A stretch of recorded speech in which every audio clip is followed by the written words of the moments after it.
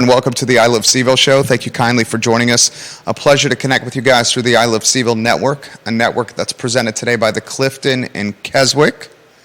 Think about the Clifton in Keswick for holiday date night, happy hour, and just fantastic dinners. I mean, the team at the Clifton in Keswick is experienced, it's talented, it's well-versed in its menu. The chef is dynamite. Think about the Clifton for weddings, for events, for corporate retreats. I mean, it's a jewel. It's just a jewel in a special place 12 minutes away from the downtown mall in Charlottesville. It's the Clifton in Keswick. A lot we're going to cover on today's show. We're going to talk another brewery local closing. And this one, I mean, Skipping Rock made very good beer. And the owner of Skipping Rock, the brewmaster of Skipping Rock, the taproom manager of Skipping Rock, if you I'm putting you on the fly on a lot of stuff, Judah, here, but if you get a photo of when Skipping Rock came on the show, and you can put it on screen, I mean, the number one priority would be the circle of around Hinton Avenue. But I would love to show the people behind Skipping Rock. These are people, like folks that have come on this show multiple times. People that I've met, like neighbors of folks in this community. Folks that took an opportunity to launch and start a business and invested hundreds of thousands of dollars, if not $1 million plus, into this brand. We'll talk about Skipping Rock closing its doors today. We'll talk about the announcement they made yesterday. We'll give you some analysis of why they closed on today's program. And I'm going to start asking this question: what's the impact of Skipping Rock and the rumored closing of Reason Beer and the fact that Champion Brewing Company, according to ABC Labeling, is now outsourcing a lot of its production to a brewery in North Carolina?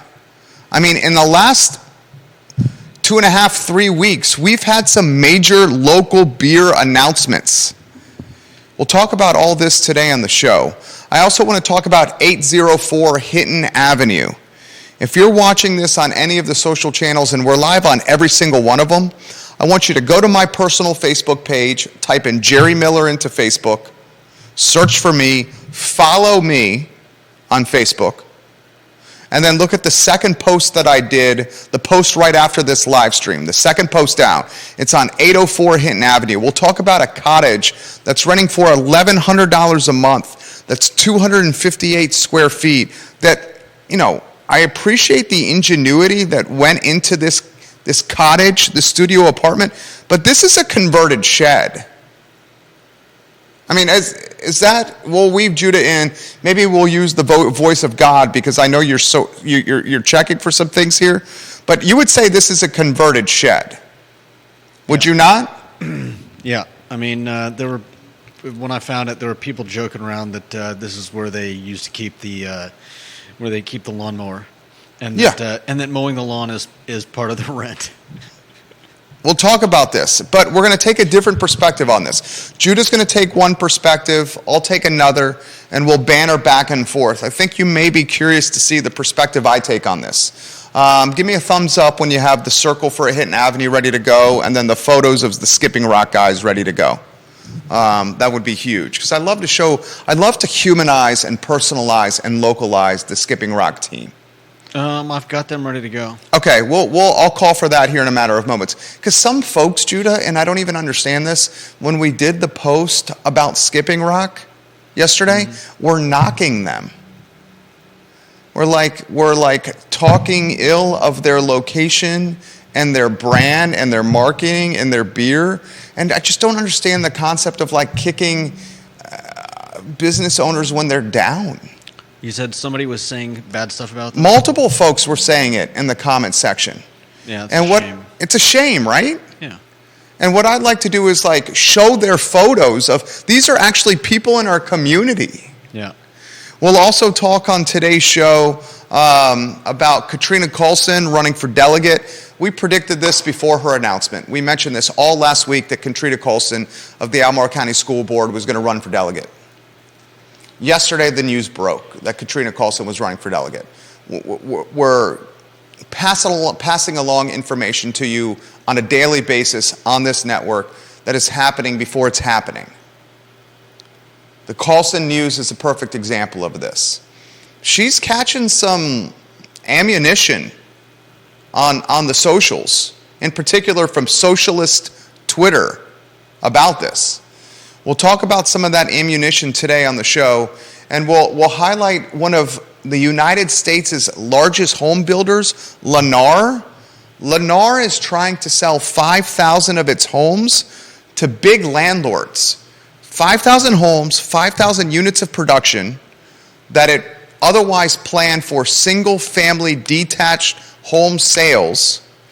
Lennar is pivoting its model and saying, instead of selling these 5,000 units to individual families or people, we're going to try to unload them quickly to landlords.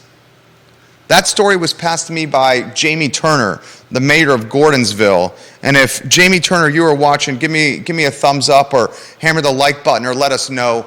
Jamie Turner is an astute guy, and much like John Blair or Neil Williamson or Travis Hackworth, Scott Aaronworth, Kevin Yancey, Vanessa Parkhill, Janice Boyce-Trevelyan, Kevin Higgins, Philip Dow, and if I didn't mention your name, it's not because I don't love all you viewers and listeners, but you guys, we crowdsource the content on this show. I think that's one of the things that really makes it interactive. You guys send us content that you think may apply to what we do after listening and watching the show, and a large majority of the time, it becomes part of our newscasts. Part of what we cover. And this is a good example of what Jamie Turner did today. Jamie is watching. JT, welcome to the program, the mayor of Gordonsville. Always repping the pep and Culpeper. All right, I want to talk Skipping Rock first. So yesterday afternoon after the show, my beautiful wife, most important person in my life by far, sends me an announcement.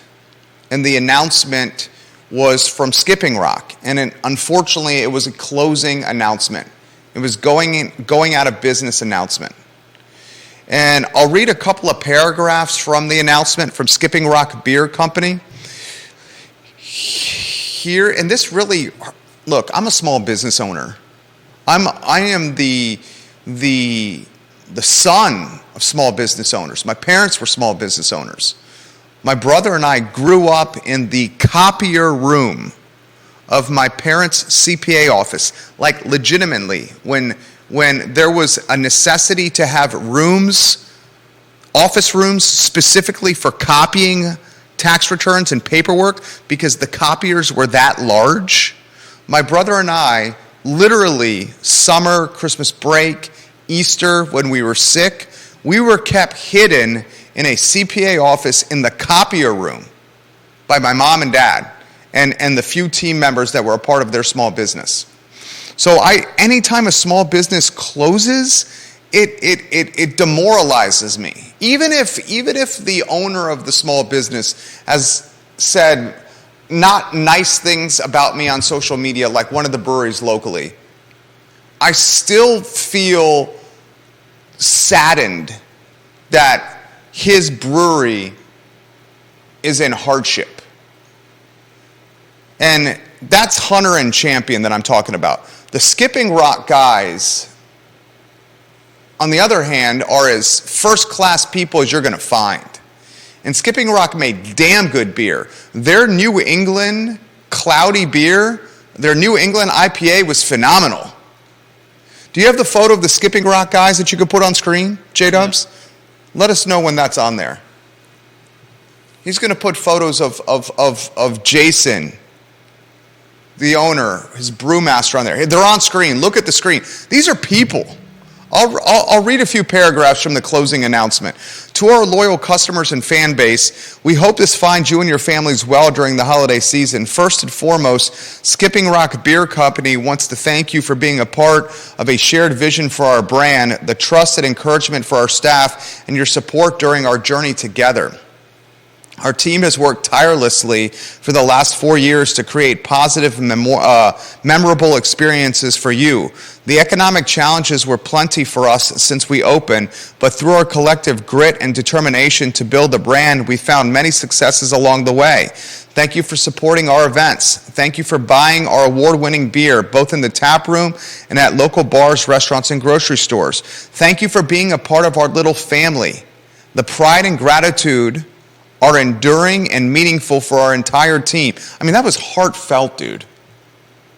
It's heart, I mean, I'm getting a little more. However, we have come, the announcement continues, Judah. However, we have come to the point in the journey where we have exhausted all the financial resources to maintain a healthy and viable business. We survived many rounds of economic hardship, and while the brand is popular and has been supported by you and our distribution partners, we can no longer avoid the facts of being undercapitalized.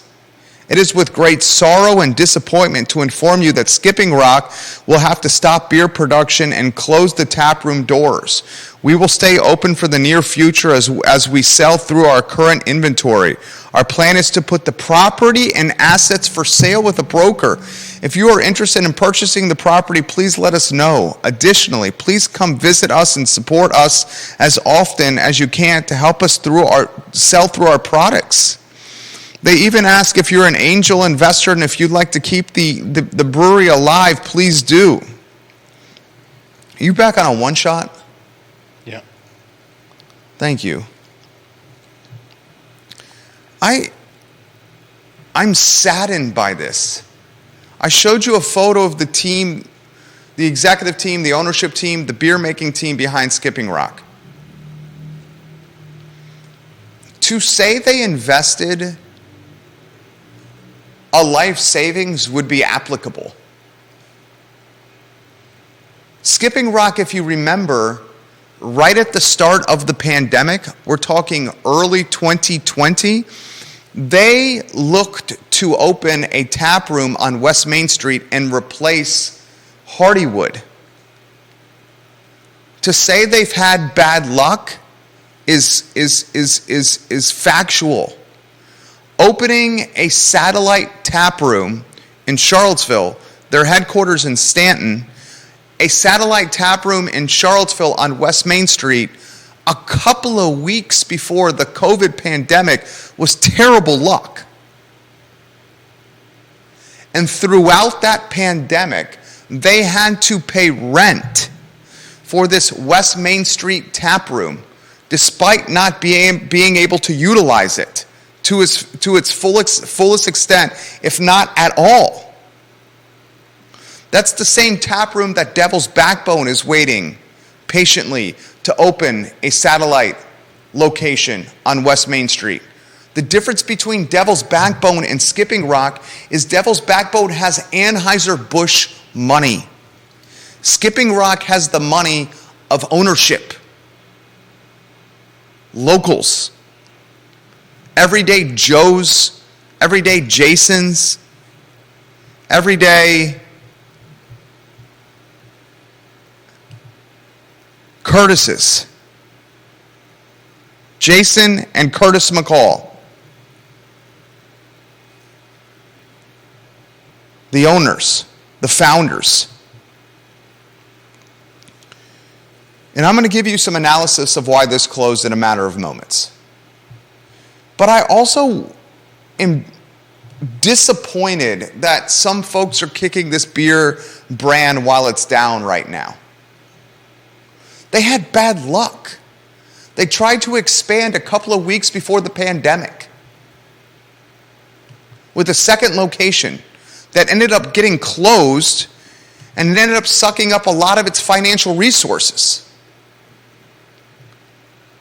Every brewery, not just in Central Virginia, not just in the Commonwealth, not just on the East Coast, but across the country, is feeling pinches associated with inflation, with cost of goods. In fact, I put this on the I Love CVille Network yesterday.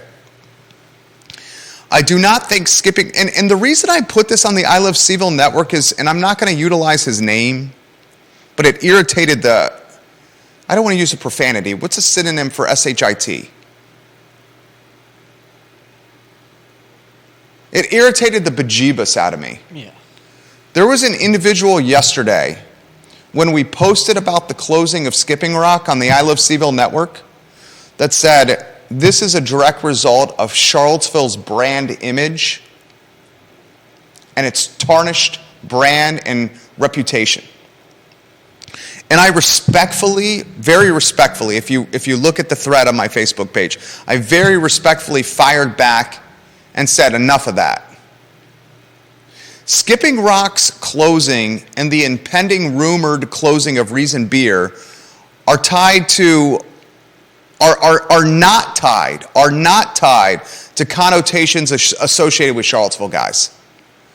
These closings are a direct result of economic headwinds. They're direct results of tightening financial and lending markets, increasingly more expensive floating debt, increasingly more expensive cost of goods, labor shortages, higher labor wages. We're at a saturation point for beer brands, booze brands, wine brands, liquor brands. Undoubtedly, we're at a saturation point. And some in the industry don't want to hear this. In fact, one of I've been told through the grapevine that one of the owners of Decipher had some beef with me saying that it was a saturation point of local beer here. Look,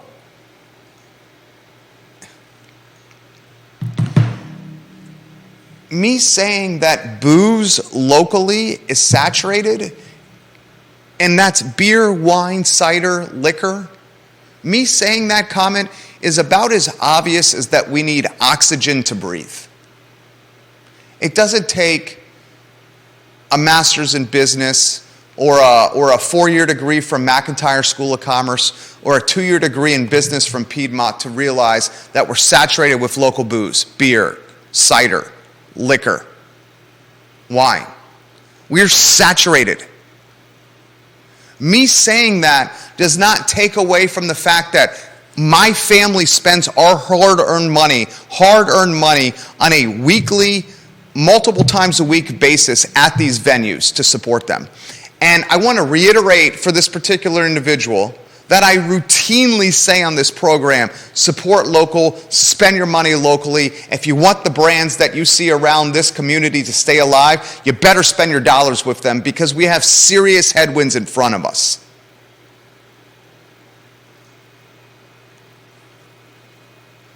The closing of Reason Beer and what Hunter is doing at Champion is tied to overextending. Financial, I'm choosing my words carefully for you here, Hunter.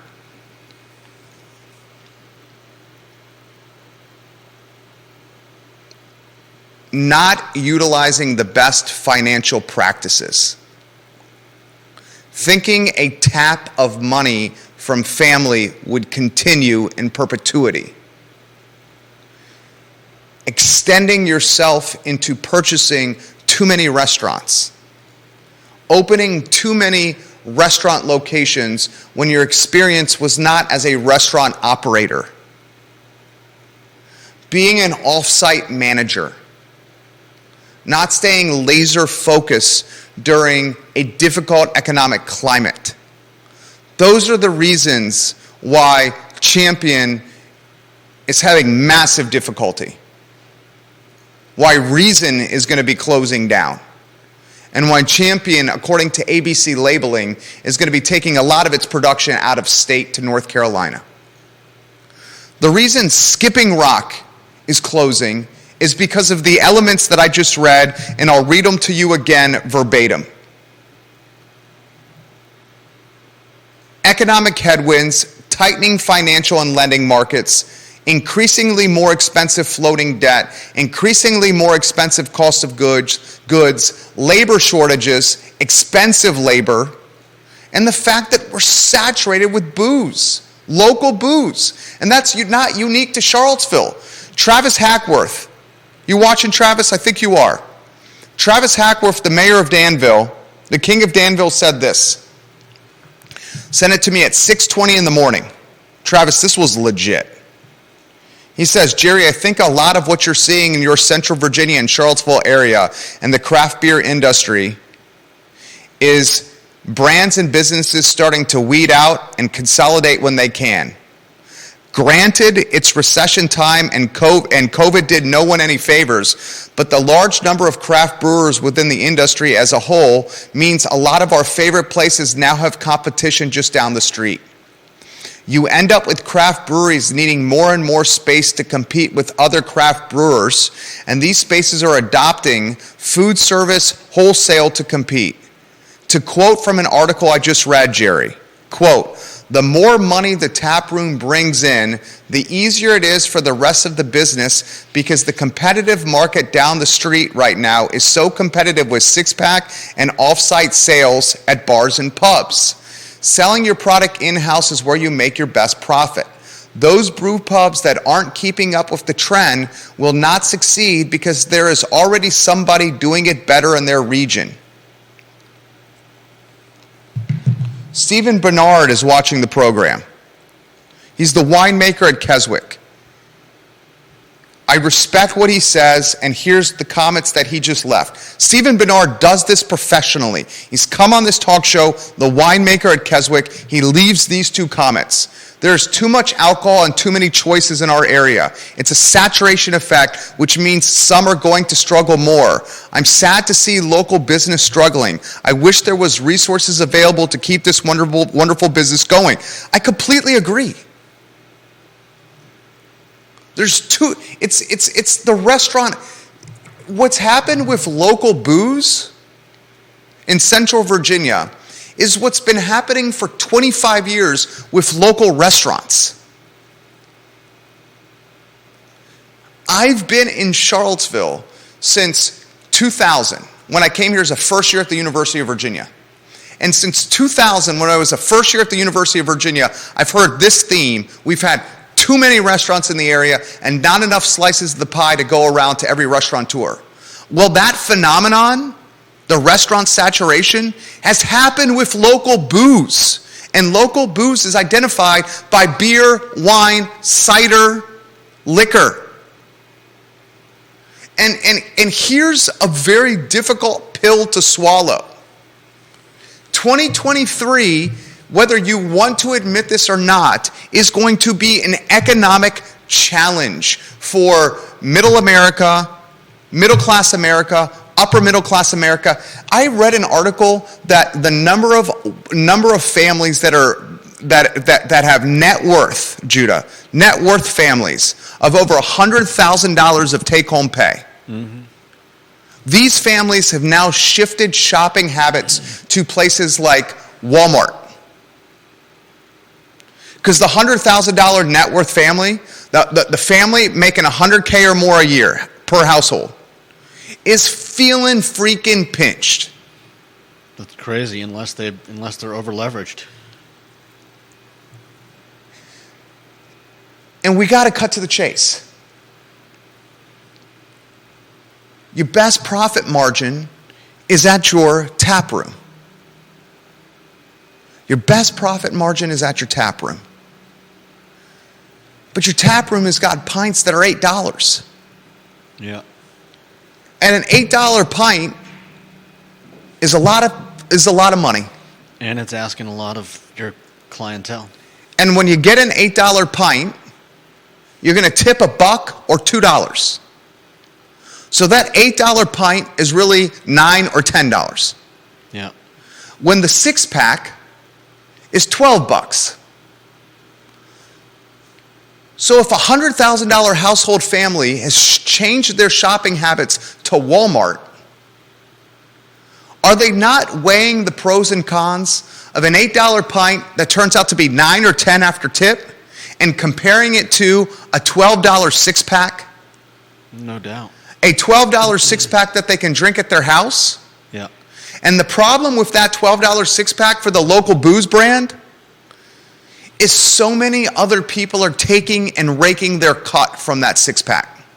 Yeah. Distributors, groceries, grocery stores, the marketing that goes into it.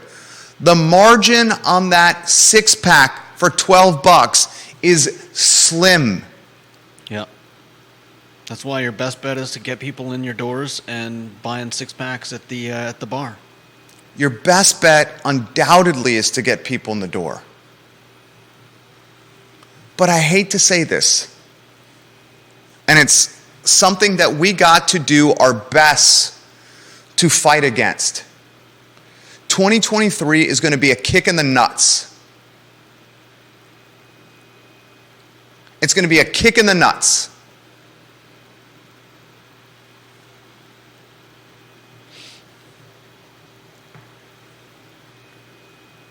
We got to figure out a way as a community to survive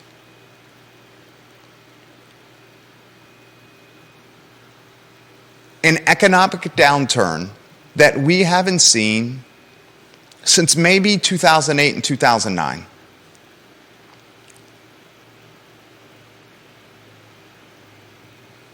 If you think this stimulus money is going to be coming out next year, you're living a dream. We've seen the ramifications of that. That backfired. It created obscene inflation. That ain't going to happen, and it's not going to be a rescue point next year. So if you want the brands, the businesses that you love to survive next year, you got to support them and get out there. And when I make comments like that, I completely understand that people are saying, Jerry, I'm just trying to pay rent, or just trying to pay mortgage, or the electric bill, or buy some diapers and formula, or the doctor bill. Stephen Bernard, anytime he comments, I read it out loud. The winemaker at Keswick says, Keswick Vineyards, the only way to make this work is direct to consumer. But cost of alcohol on site is too much for the cost of living right now. It's crazy and not pro-business. That's why we really need to support local.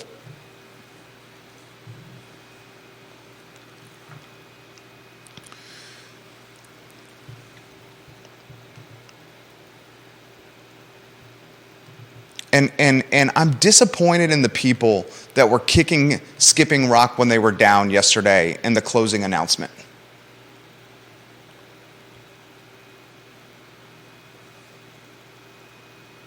These people put their life savings into this. Their sweat equity and their time. They took a chance and created jobs. And if you think closing a business like this will just stop the debt and the creditors, you're not living in reality. Just because you close the business doesn't mean the debt and the creditors accrued will stop knocking. This is just the beginning. Closing the business is the first inning of dealing with shutting their doors. The second, third, fourth, fifth, sixth, seventh, eighth, and ninth inning are managing the creditors and the debt service. And that debt service is getting every day more expensive as J-Powell and the Fed raise interest rates. And sure, CPI came in cool today. The consumer price index cooler than expected, maybe a sign that inflation is moderating from its highest level in decades. Still, consumer prices jumped 7.1% from a year ago. They were expected to go 7.3%. They're 7.1%. Yes, we're celebrating that the expectation was 7.3%, a CPI jump. But still, Judah, they're 7.1% more expensive. Consumer prices are year over year. Yeah. It wasn't quite as bad as we thought it would be. That's what it is. But it was still bad. It's 7.1% more expensive goods this November versus last November. 7.1% is a boatload more expensive. Yeah. They thought it was going to be 7.3. Oh, wow. Oh, wow. That's like saying after Christmas and the holiday season, I'm probably going to put on probably somewhere close to 15 to 17 pounds. At least I didn't put on 20. Right. What the hell? What am I missing here? Nothing. It's crazy.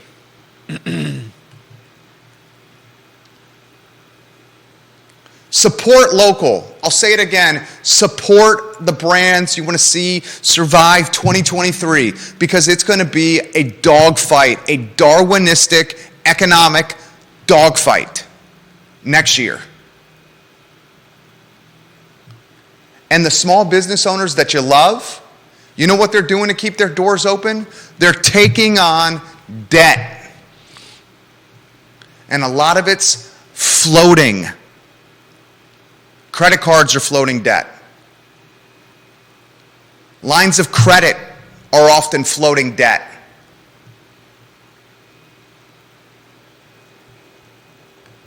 And don't kick good people when they're down. And I also want to highlight what this means for local booze in Central Virginia.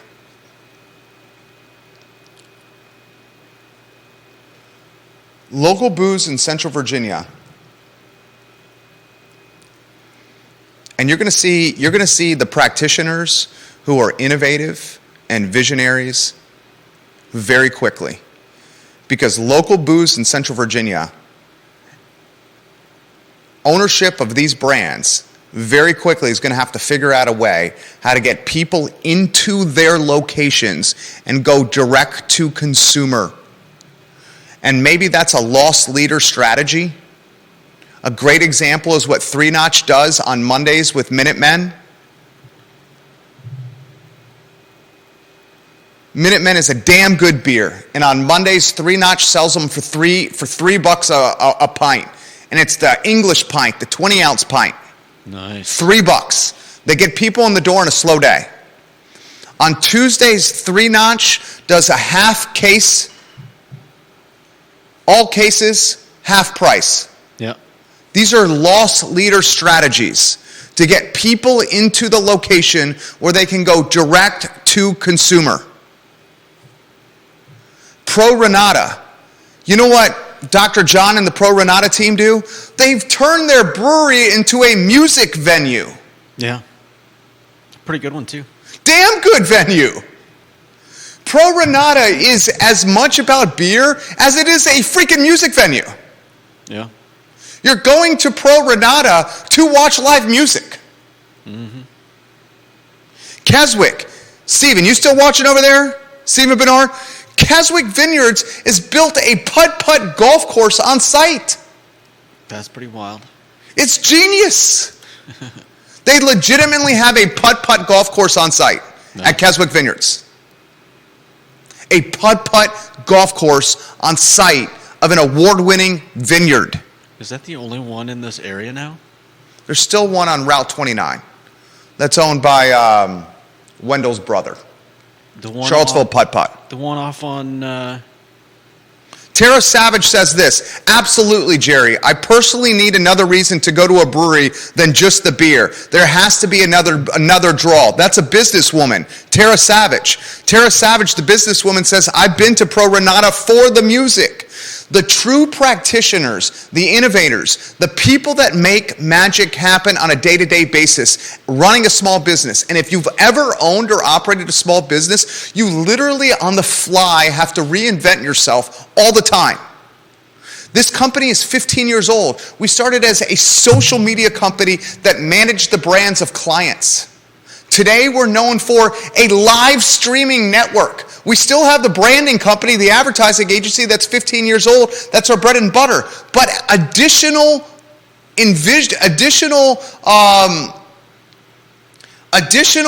offshoots of what we started is a live streaming network that took off. We have 24 tenants in an office building where we manage from the branding company. These 24 tenants are utilizing executive office space that we've slowly accrued by purchasing in an office condo building. By combining and whittling and gluing all these revenue streams together, we are able to keep moving forward.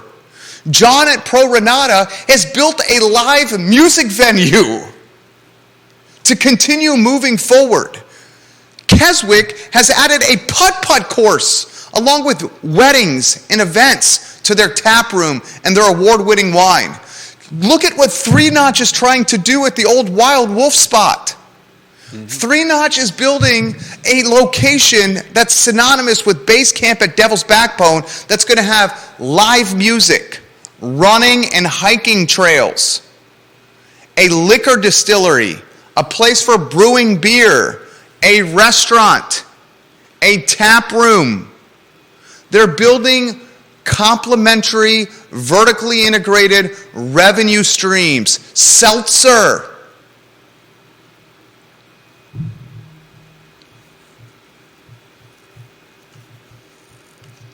And I never want to hear anyone say that I don't say support local businesses. I don't want to hear that again. And if you're watching this show, you know who you are.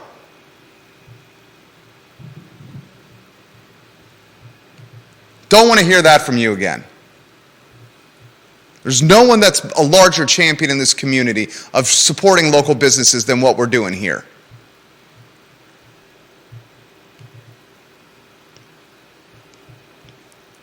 Irritates me.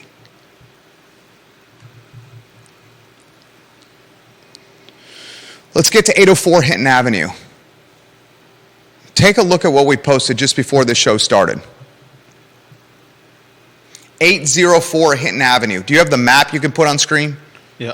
You put the map on screen, and then do you have the photos as well? Thank you for sending this my way, Judah Wickhauer. Judah found this topic. Here's the map.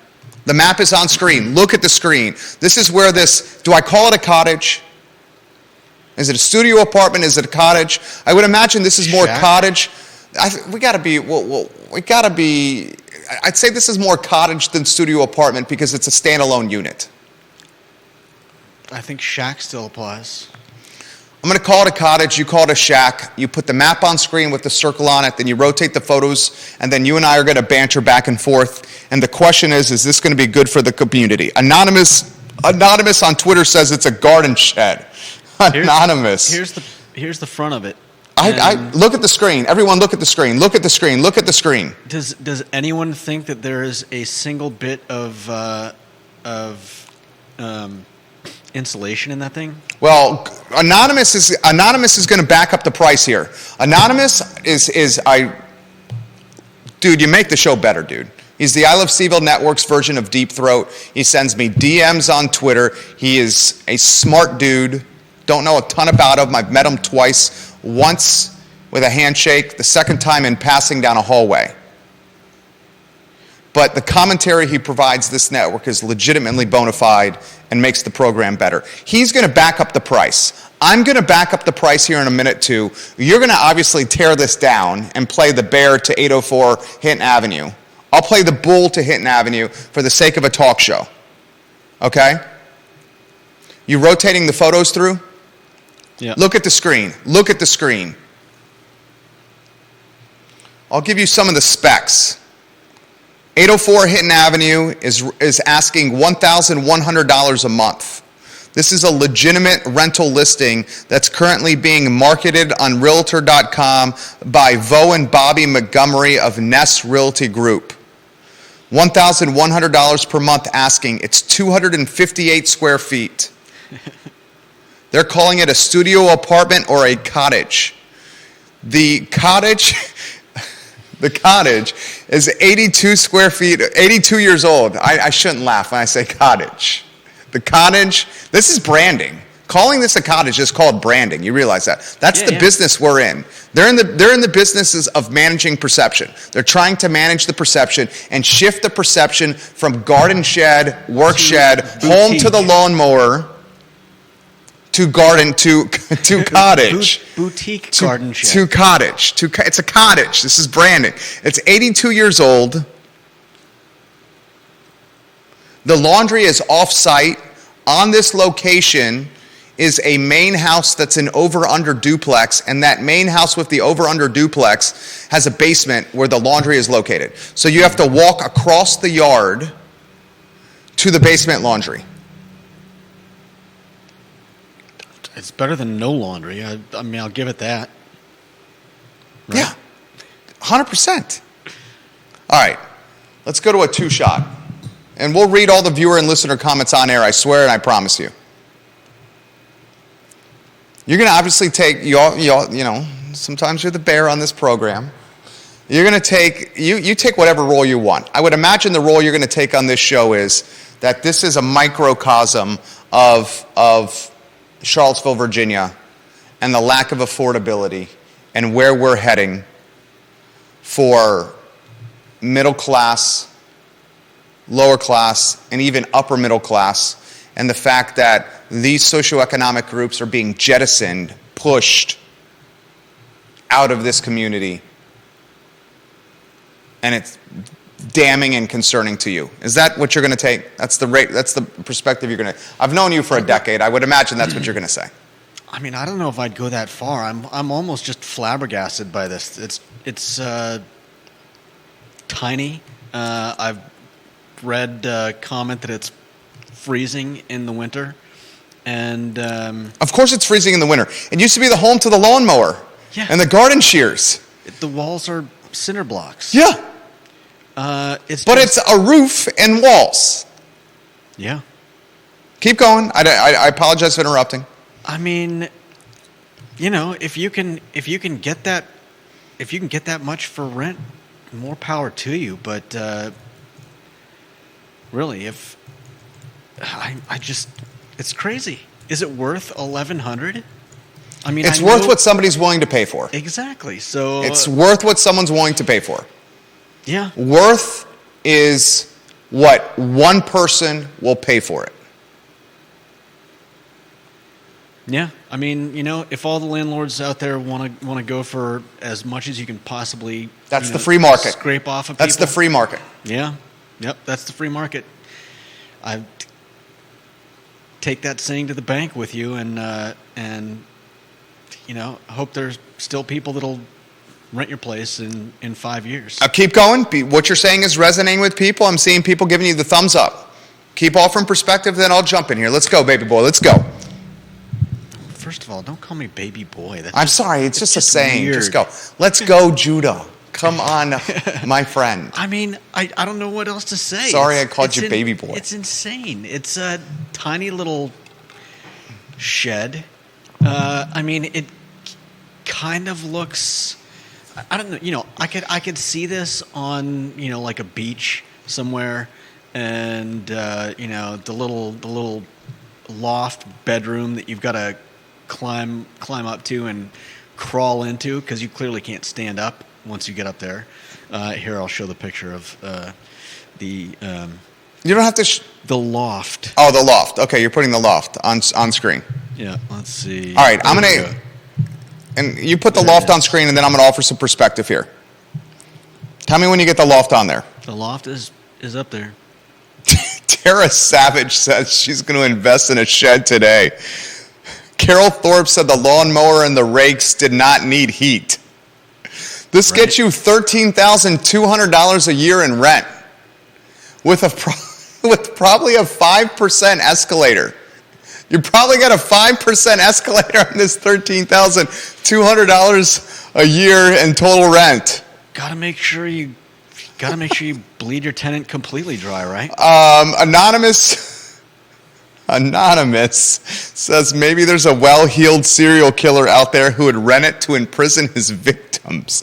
Anonymous does back this up with fact, okay? He says, this owner is taking heat and it's not justified. Anonymous says this is the I Love CVille Network's version of Deep Throat and DM capacity to me on Twitter. Anonymous says there are many apartments of 500 to 1,000 square feet on rental sites in the $1,200 to $1,800 range. If this is not taking the piss, then it completely destroys the idea that encouraging ADUs and cottages and the new zoning would provide affordable housing. Bingo. That's the take I was going to go. He continues, recall the inclusionary zoning analysis prepared by the city's consultants talks about new rental products at rents of $1.65 to $1.80 per square feet per month, which in its own form of taking the piss, though less extreme. This is what he's saying.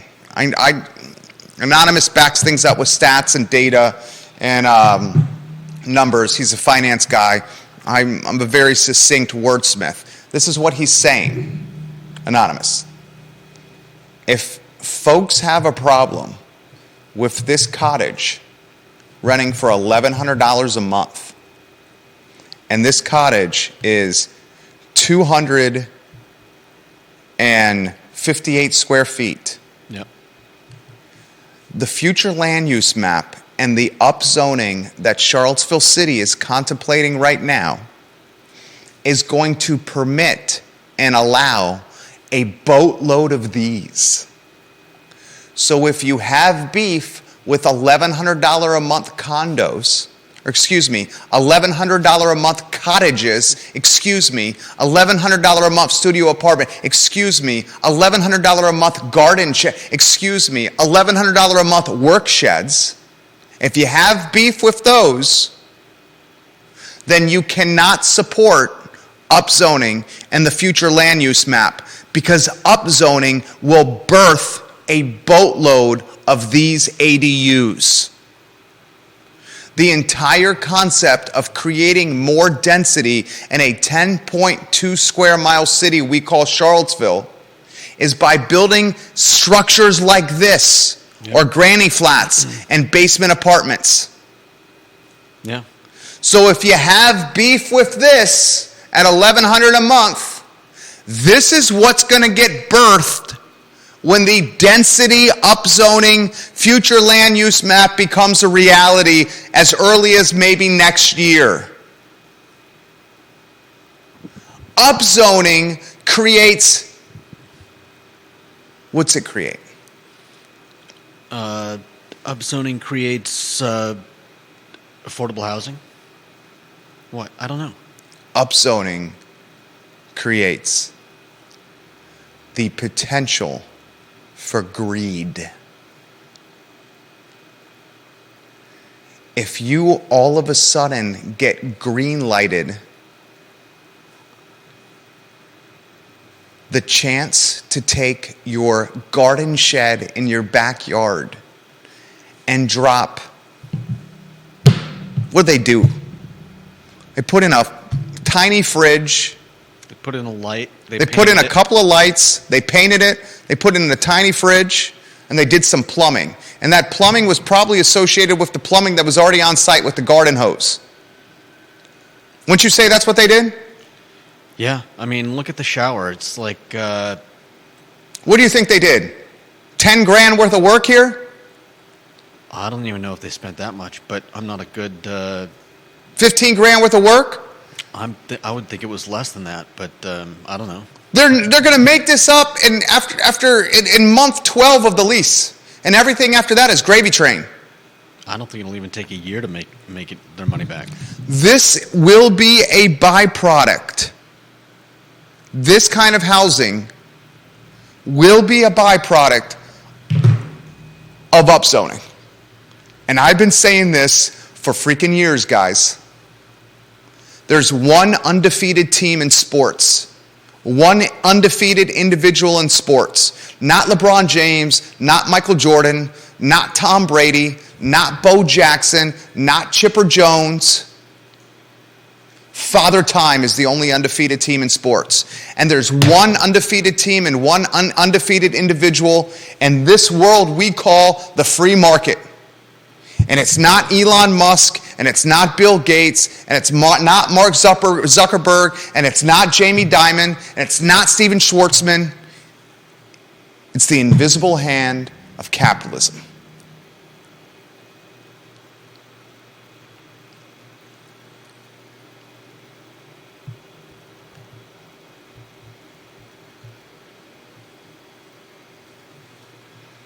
I think, Anonymous, I think this is going to get close to $1,100 a month. Put the map on screen. You literally can stumble home from the bars in downtown. I'll put this in perspective. You put the map on screen and then go back to me on a one-shot. It's on screen. You can get, when you're fresh out of college and in your mid-20s, stumbling home from places and not having to Uber from places or drive is paramount. You can get hammer-cocked at the bars and stumble home. People will pay $1,100 a month because they're going to weigh the pros and cons of Uber rides. And $13 and $14 and $15, $20 Uber rides to and from the bars adds up. So if you don't have Uber rides, you're going to say, hey, at least I don't have to spend the cost of money on Uber, and I could just walk from the bars home, so I'm going to rent this. And I'll put it in perspective. You go back on a one-shot. Yeah. In 2006, when I was fresh out of the University of Virginia, 2006, me and 3 buddies, 4 of us total, and I won't utilize their name because they're all legitimate. We're all legitimate. The 4 of us are legitimate. We're legitimate business owners, legitimate, and fathers and husbands in this community. Wow, we've come a long way. Me and 3 other people, 4 dudes, lived at 208 Little Graves. Little Graves is the street right behind where Spud Nuts used to be located, where Quality Pie is right now. 208 Little Graves. Arthur Feiner was the owner of this property, and I think Arthur Feiner still owns it. Absentee landlord. Didn't care what we did as long as we paid the rent on time. 208 Little Graves was less than 1,200 square feet. In fact, I think I looked it up today. The exact square footage of 208 Little Graves was, and let me just confirm it here, 1,120 square feet. 4 dudes lived in 1,120 square feet. So if you divide 1,120 square feet, 1120, by 4, you get 280 square feet a person. Basically the same square feet that this cottage is offering one person. It was 1,120 square feet. 4 dudes lived there. This place was 2 bedrooms and 1.5 baths. And the bath was legitimately a toilet and a dank basement. The 4 of us were broke jokes, fresh out of college. I'm talking broke as broke can be. Like broke jokes. One of us, and I won't say who, had to borrow money from another person just for the security deposit. That's how broke we were. The 4 of us lived in this 208 Little Graves house, and why we picked it was because it was close to the bars. And this was when Belmont wasn't even Belmont. It was only Mas Tapas over there. There was nothing else.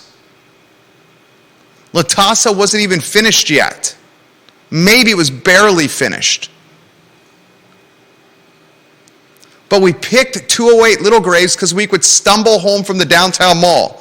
And we said, we're going to take this place. It's $1,000 a month. It's 2 bedrooms. It's 1.5 baths. And then we decided, how the hell are we going to live here? It's 2 bedrooms, and there's 4 of us, and we want our own rooms because boom shakalaka. Can you give me a sound effect for what I'm trying to go for? Not really. I don't. I'm not very good at sound effects. Thank you. That's the best sound effect you got for the boom shakalaka? What do you think Jesus. We wanted our own rooms for obvious reasons. So this is what we decided. There were 2 legitimate bedrooms. Me and my buddy each got one of the 2 legitimate bedrooms, and we paid extra money. I think we paid $350 each. No, couldn't have been that much. It was so broke then. We paid $3.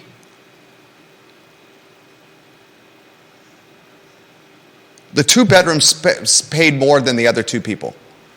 The 3rd guy took the what was the room called? Where not the greenhouse. You obviously weren't there, but you helped me remember what the word was. Where the plants are? Sunroom? The sunroom. My buddy converted the sunroom into a bedroom. Literally converted the sunroom into a bedroom. And my fourth buddy, this is a true story, climbed a rope ladder into the attic. He literally lived in an attic that was 4.5 feet tall. The attic had no air condition and it had no heat. In the middle of summer, it was over 100 degrees up there. He'd have to sleep buck-ass naked with 7 fans surrounding him. In the winter, he literally slept under 3 blankets and in a jacket with a hoodie on it, socks and sweatpants. He got charged $125 a month to climb a rope ladder into the attic at 208 Little Graves. Could not stand up in the attic. It was over 100 degrees in the summer in the attic. It was freezing temperatures in the attic in the winter. Slept in a parka in the winter and slept buck-ass naked surrounded by fans in the summer. My third buddy converted the sunroom. When we had to get ready for work, if we happened to get ready at the same time, we put ourselves on time limits of 3 or 4 minutes because there was only one shower. But you know what? That $1,000 a month allowed us to save some money, stumble home from the bars, and had some of the best times of our life.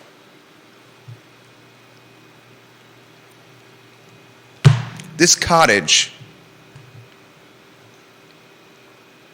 at 804 Hinton Avenue is 208 Little Graves from 2006 when I was fresh from UVA. And 208 Little Graves in 2006 when I was fresh from UVA rented for $1,000 a month for a 2-bedroom, 1.5 bath. Now, quick math, 17 years later, you get 252 square feet for $1,100 a month, and you don't have to have any roommates 258. or climb a rope ladder. 258. Let's not forget that. This is called the free market. And if anyone has beef with an $1,100 a month cottage, garden shed, tool shed, home for the lawnmower, studio apartment, this is what will be birthed when upzoning is a reality. A lot of people are going to be building sheds in their backyards. Wouldn't you? Wouldn't you? Yeah. How about the people that already have the sheds built? Right. These people didn't build the shed, Yeah. right? That's been there for a long time. Been there for, what did we say on the Instagram? It was, the shed was built in, they literally have an age for the shed. It's 82 years old, the shed. It was built in 1940. 1940. Let's see. 82 years old. Numbers are my thing. Yeah. 1940. GIS.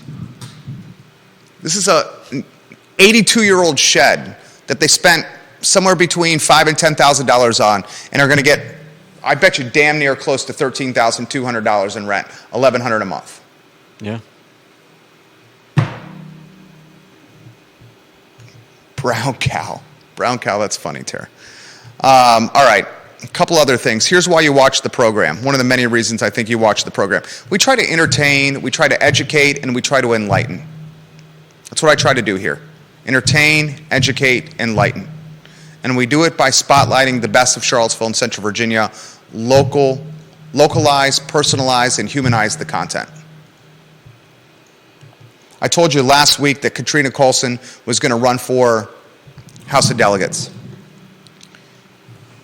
That news came out yesterday. We've been talking about this for almost a week before the news came out. Katrina Callsen is a school board member. Katrina Callsen is, let me confirm this, I believe Ivy League educated. I will confirm here in a matter of moments. She was one of the folks that voted on the school board to open up Albemarle County schools during COVID. She's an attorney at the city of Charlottesville, like attorney with the city of Charlottesville.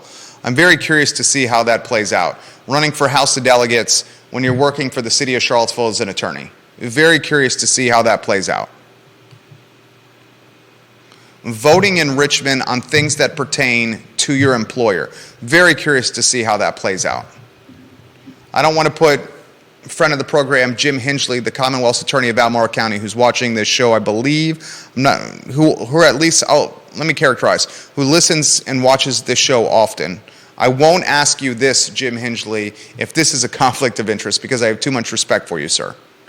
But I'm very curious to know how you can be an attorney for the city of Charlottesville, an employee of the city of Charlottesville, and then run for House of Delegates, where if you're elected, you could be potentially voting on items like increasing the sales tax, voting on stuff that directly applies to your employer. Very curious to see how that plays out. Yale University, I was right, Ivy League educated. UVA School of Law, I mean, on paper, I mean, look at this resume. Yale University, UVA School of Law, very, very, very beautiful lady. School board experience. Certainly has caught some heat from a certain segment of the community for opening up schools during the pandemic, Albemarle County, on the school board. And undoubtedly has caught a lot of heat from a segment of the community by pretty much being one of the people who kiboshed the Albemarle County Teacher Union and collective bargaining, Katrina Callsen. All those points will be fodder for the campaign trail. Fodder number one for the campaign trail: how can you be in the House of Delegates if you're employed by the city of Charlottesville when you're voting in Richmond on things that directly pertain to your employer? That's fodder point number one. Fodder point, okay, Scott Aaronworth, I appreciate that. Scott Aaronworth, the king of Virginia Beach, is helping us out. He says there was a prosecutor who was in the House of Delegates in a text message to me. Who was the prosecutor? Prosecutor for what jurisdiction? And Scott, here's the follow-up question I have for you. Was the prosecutor that you're texting me about legitimately voting, what I guess he would be, on stuff that would pertain to his employer? Can you offer some insight into that, Scott Aaronworth? Still, I think that will be fodder for the campaign trail. He says, Jerry Hampton, I love the viewers and listeners. They're making the program better. Scott Aaronworth, who's a criminal defense attorney in Virginia Beach. Aaronworth Law. If you're in the 757 and you need some help, call Scott Aaronworth and Aaronworth Law. He says a prosecutor for Hampton, Virginia was elected into the House of Delegates. Thank you, Scott Aaronworth. I appreciate that, Scott. I'm sure Katrina Callsen will point to that while on the campaign trail. But Scott Aaronworth just texted me as empirical data that this has been done before. Thank you, Scott. Still, that's something that her opponents will use against her. The second thing potentially opponents could use against her would be COVID vote, opening schools, and the third thing would be you're a good man, Scott. And the third thing would be her voting against unionizing in Albemarle County with teachers and collective bargaining. 3 talking points, 3 items that will undoubtedly be something that Callsen will have to address. Katrina, I hear from time to time you listen and watch this fine and fair talk show. And everything I just had to say about Katrina Callsen and her campaign and herself personally was fine and fair. Everything. And applicable. The last topic is one that Jamie Turner sent to me. We'll weave you in the mix here. We have our traditional 1:45 conference call, Judah, with a VIP client. Before we get to that conference call, Jamie Turner, the mayor of Gordonsville, sent me this. I'm going to read a couple of paragraphs, then we'll get your take and my take. Lennar, which is one of the largest home builders in the United States of America. Lennar has offered to sell 5,000 homes to big landlords. The home builder says it's part of its overall marketing efforts. This is from the website The Real Deal, which is a fantastic website about real estate news. Jamie Turner, thank you for sending this to me. With the housing market in a downturn, the article says, Lennar Corporation, one of the biggest home builders in the United States of America, is offering to sell about 5,000 homes to rental landlords, Bloomberg reports. Most of the homes are in the southwest and southeast, with landlords having the opportunity in some cases to buy entire neighborhoods. A Lennar representative told the outlet that the effort was part of its standard marketing efforts. Big landlords have entered the home building market to meet the tightening demand for housing, CNBC reported in June.